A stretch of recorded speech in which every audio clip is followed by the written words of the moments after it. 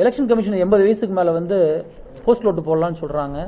அதை வந்து வரவேற்கக்கூடிய ஒன்று. இது இந்தியா மட்டும் கிடையாது, பெரும்பாலான வளர்ந்த நாடுகள் பார்த்தீங்கன்னா இன்றைக்கு போஸ்டல் ஓட்டு போயிட்டாங்க.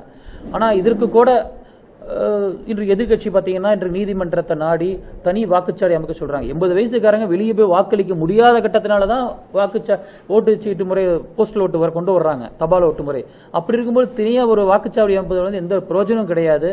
அதனால் வந்து தேர்தல் ஆணையம் அதில் வந்து தெளிவாக இருந்து இது போன்ற இன்றைய மக்களுக்கு காலத்திற்கேற்ப அவர்களும் மாற்றம் அடையணும் தான். எப்படி பேலட் ஓட்லேருந்து நம்ம வந்து மிஷின் இவிஎம் வந்த மாதிரி இது போன்ற 80 வயசுக்கு மேலே இருக்கவங்களுக்கும் வெளிநாட்டு வாழ்வர்களுக்கும் போஸ்டல் ஓட்டு முறையை கொண்டு வரணும், அதை அமல்படுத்தணுங்கிறது தான் தமிழ் மாநில காங்கிரஸினுடைய நிலைப்பாடு.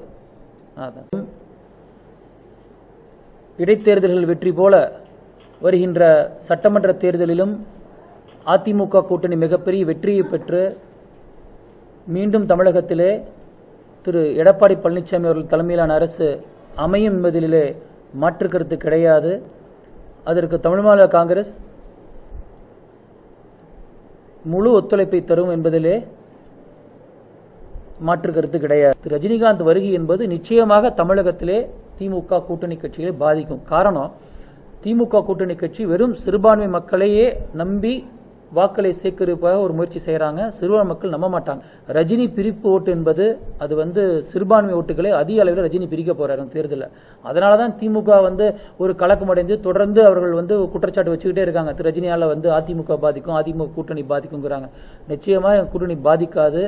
நிச்சயமாக எங்க கூட்டணிக்கு ரஜினியுடைய வருகையால் எந்த ஒரு பாதிப்பும் கிடையாது என்பதுதான் எங்கள் நிலைப்பாடு. அதே நேரத்தில் நாங்கள் கேட்டுக்கொள் ரஜினி அவர்கள் எங்களுடைய கூட்டணியை ஆதரிக்கணும். ஏன்னா அவர் வந்து இன்னும் தனிச்சு நிற்கிறோன்னு சொல்லல, இன்னொருத்தருக்கு ஆதரவுன்னு தான் சொல்லியிருக்காரு. அப்படி இருக்கும் பட்சத்தில் அவர் அதிமுக கூட்டணியை திரு ரஜினிகாந்த் அவர்கள் ஆதரிக்க வேண்டும் என்பதுதான் எங்களுடைய கோரிக்கை. திரு ரஜினிகாந்த் அவர்களை கேட்டுக்கொள்கின்றனர்.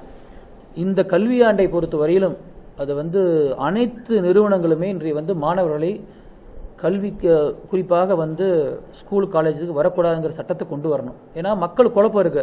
ஜனவரி மாதம் வந்து ஸ்கூல் ஆரம்பிக்குமா, காலேஜ் ஆரம்பிக்குமா அப்படிங்கிறதுனால வந்து ஒரு தெளிவான அறிக்கையை தமிழக அரசு வெளியிடணும். இந்த அகாடமிக் இயர், இந்த கல்வியாண்டை வந்து முழுவதும் ரத்து செய்து கடந்த ஆண்டை போல இந்த ஆண்டும் மாணவர்களை வந்து பாஸ் செய்யணுங்கிறது தான் எங்களுடைய ஆண்டை முழுவதுமாக குறிப்பாக தடுப்பூசி போட்டு முடிக்க வரையிலும் மாணவர்களுக்கு கல்வி நிறுவனங்களை தொடங்கக்கூடாது என்பதுதான் நிலைப்பாடு.